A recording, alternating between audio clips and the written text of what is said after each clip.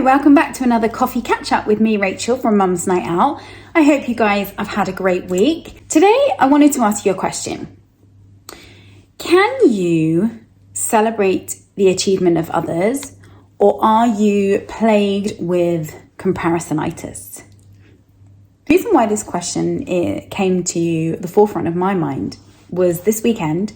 I went into London on Saturday to go and see a very dear friend who I studied at university with, and to go and see a play that her theatre company that she runs was putting on, this incredible play in the Soho Theatre in London, and also she was the co-director of as well.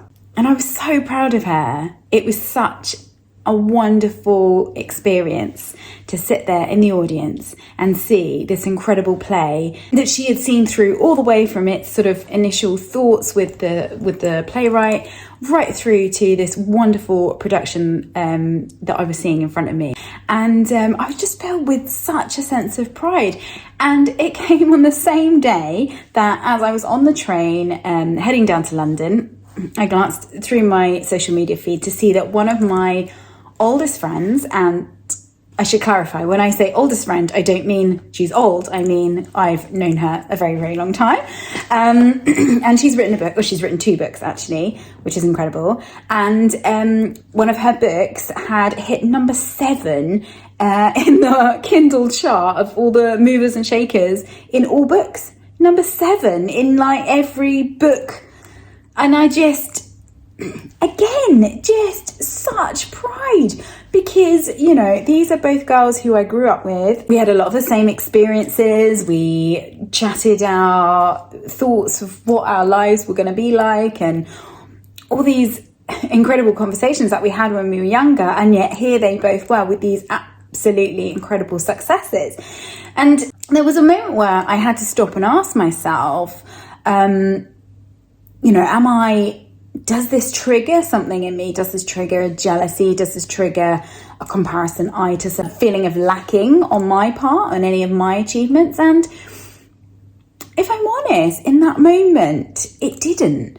And I think that there is beauty in that. If you can surround yourself with people who inspire you, then actually it lifts you up, and it, you know, you kind of have that feeling of look at what they can achieve, and therefore look at what I can achieve. You know, we had a lot of the same experiences growing up, a lot of the same kind of background, and I don't mean that in a way if you sort of think, well, you know, if she can, why can't I? I don't really mean it like that. I just mean it in a sort of, inspirational way that sort of says, okay, right, what's next for me now? I see these incredible achievements and I'm super proud. And now this has fired me up to see what's next for me. Now, don't get me wrong, I do suffer from comparisonitis too with the rest of you, and it is very natural, and I do it a lot. I see myself often on social media, and I'll see somebody, perhaps if they're doing something similar to what I'm doing, then you can often feel the sense of, dissatisfaction that things seem to be working out better for them, or however you might view it, or however you see it. But what I actually find in these moments when I'm faced with that, and when I do feel that, it gives me an opportunity to question why is it making me feel like this? And often it's because it triggered something in me.